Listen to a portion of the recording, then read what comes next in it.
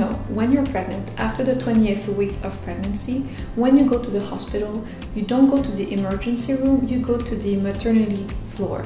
So when you get to the hospital, you look at where is the maternity floor and you go directly there. When you arrive, you will be welcomed by a nurse who will be evaluating your health situation. She will be first asking for your health coverage. The reason that she's asking for the card is to see all your personal information that if she types in the system, it will automatically appear on her screen.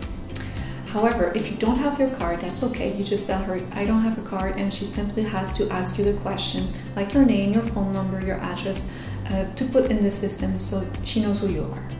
The nurse will then be evaluating what is the medical situation. So if you get there thinking that you're in labor, she will be actually evaluating if you're actually in labor or not. If you're not in labor yet, she will be telling you you're not in labor yet and you need to go back home and come back later. If you are in labor, she will be admitting you to the hospital. Once you are admitted to the hospital, they will be asking the person that is accompanying you to go to the accountant's office to give all of your information for the bill that will be sent to your house after the birth. If you're by yourself, they can simply call you in your room and you'll be able to give all your personal information to send the bill to you after the birth of the baby. If you are followed by a doctor during a pregnancy, it is usual to ask the woman to give birth to the hospital where your doctor who was following you is affiliated to.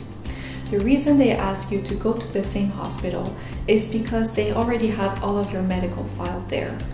However, it is not mandatory for you to go to the same hospital that your doctor is affiliated to. If you decide to go to another hospital, just make sure to ask for your medical file at least 30 days in advance, so you give time to the administrative staff to make a copy of your file. If you haven't been followed for your pregnancy, you can still give birth to any hospital in Quebec. Just make sure to bring as much information about your health as possible so there's information to give to the medical team when you get there.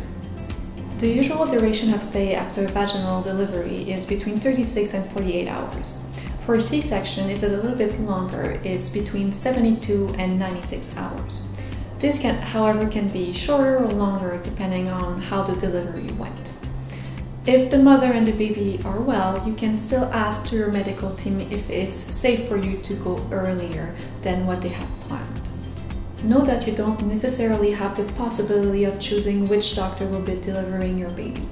This may or may not be the doctor who was following your pregnancy. The doctor could also be a man or a woman. So this is just something to keep in mind to prepare yourself for the delivery of the baby. For the delivery with a midwife, know that only women who were followed by a midwife during her pregnancy can give birth with a midwife.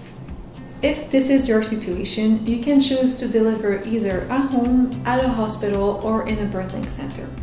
If you decide to give birth at a hospital, a room will be given to you to give birth with your midwife, and no staff from the medical team will be involved except if there's a need to transfer care to them.